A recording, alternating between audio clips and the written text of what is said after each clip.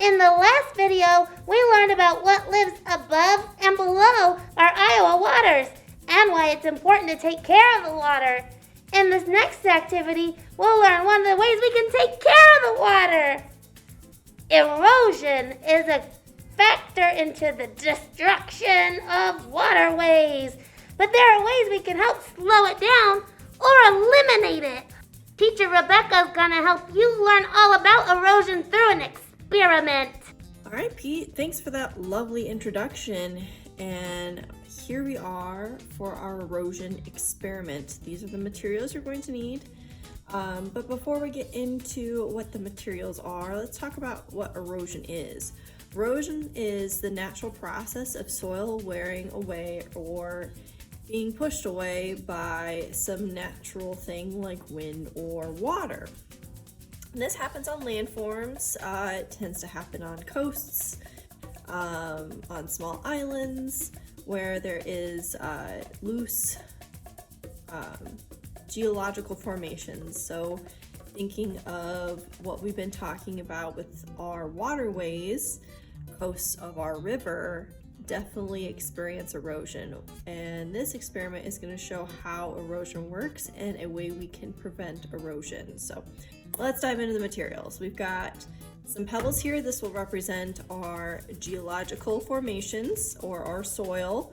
We've got some plastic shrubbery here. This is going to represent our plants.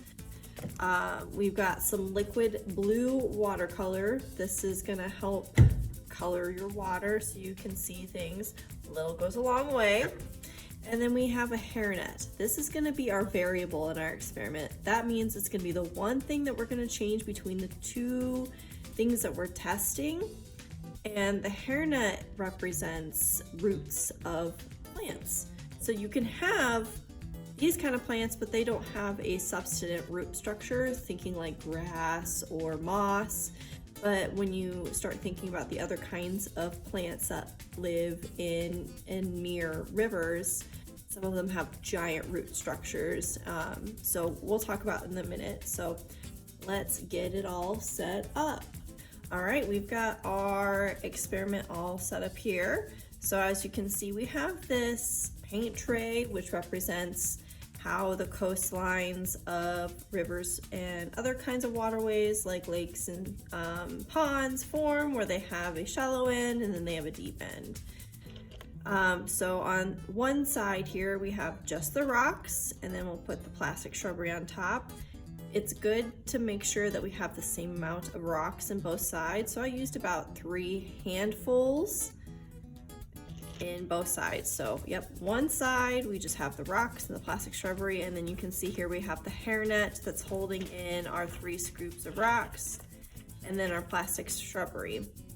And how we're going to perform this experiment is you're going to take your pitcher full of our blue water, and it's going to act like a rainfall event, which rainfall is a very big factor in erosion. And if you get a lot of rainfall over a short period of time, it can cause washouts, meaning where flooding will occur and will take all of this land mass with it. So I will show you what this experiment is supposed to perform at. But before you put in the water, make a prediction. What do you think is going to happen on this side? Do you think the same thing's going to happen on this side, or something different going to happen? So all you do is pour the water over.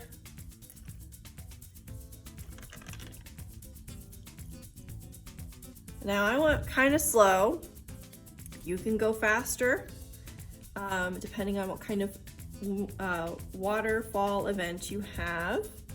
And then try to pour the same amount on this side. All right, using our observation skills, we're going to look at the 2 different sides and compare what happened in our experiment. On this side, I can tell that there's a few rocks that have gone into the deeper end, whereas on this side, nothing has changed, only the water came through. And so the hairnet definitely helped hold in our soil. Why is this important? So adding in very heavily rooted plants is a very natural practice, and we've been doing it for a long time. It's called a bufferian strip farmers will put this on the edge of their farmland to prevent that erosion from occurring into other kinds of waterways, where they'll take heavily rooted plants and put that on the edge of their farmland. And we've known about this for a very, very long time. So why should we care about erosion? So thinking back to our other activity, we're talking about all the kinds of things that live in the water. And when we have a washout event where we get a lot of rainfall over a short period of time and can cause some of our soil and other geological formations to come into the river, that will definitely disrupt the flow of how the river or pond or lake works.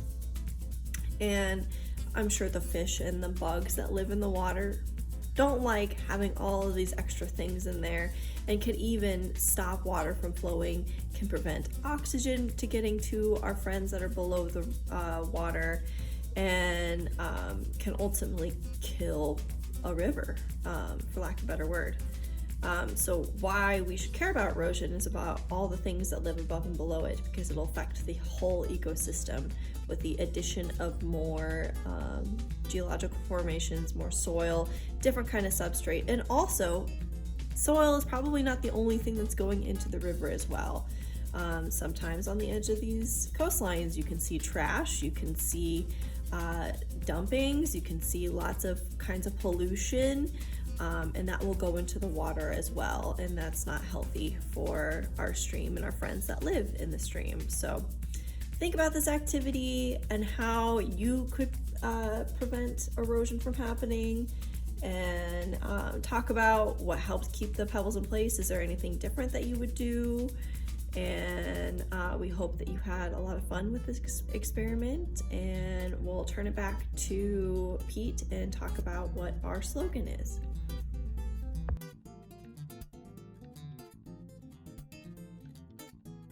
Together, we can make a totally big change.